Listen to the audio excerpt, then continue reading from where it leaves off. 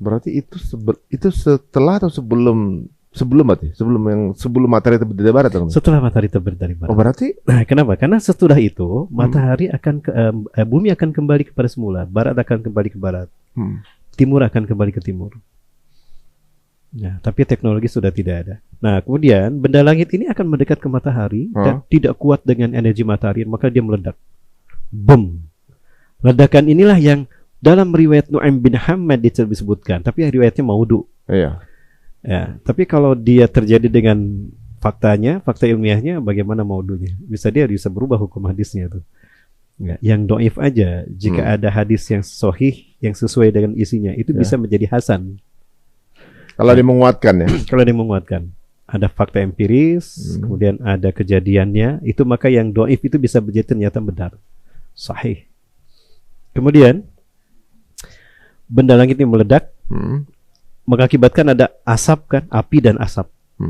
Kebayang nggak benda langit meledak? Berarti seluruh alam semesta mendengarnya.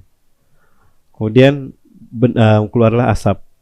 Nah, asap inilah yang kemudian dimasuki oleh bumi selama 40 hari 40 malam. Itulah yang disebut dengan dukhan. Itulah yang disebut dengan dukhan. 40 hari 40 malam. Baru setelah itu satu persatu 10 tanda besar itu diperlihatkan. Apa itu? Munculnya binatang melata, turunnya Nabi Isa, munculnya Dajjal, turunnya Nabi Isa, Dajjal dibunuh oleh Nabi Isa, kemudian muncul Ya'juj Ma'juj. Setelah itu dicabutnya Quran dari ingatan, kemudian dicabutnya nyawa orang beriman, dicabutnya Ka'bah. Ada yang kemungkinan Ka'bah dulu diangkat ke langit, baru nyawa orang beriman dicabut walaupun imannya sebesar biji angin Iliyin dari bumi Hijaz, Saudi Arabia. Baru setelah itu bumi hanya dihuni oleh makhluk yang buruk di muka bumi, yang tidak punya iman walaupun sebesar biji sawi.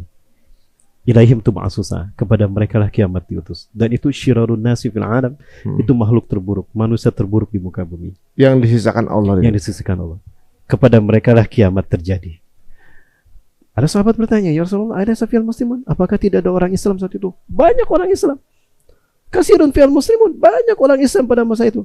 Lakin alaysa lahum imanun lam yaskidara. Tapi mereka tidak punya iman walaupun sebesar biji sawi. Kebayang nggak? Mereka tidak punya iman walaupun sebesar biji sawi. Idan aina imanhum? La yujawizu hanazirahum. Iman mereka tidak sampai ke leher, apalagi ke hati. Iman mereka di mana? Ya bi'udina bi'arin min dunya. Mereka menjual imannya demi dunia, demi pangkat di pundak, demi jabatan dan demi triliunan.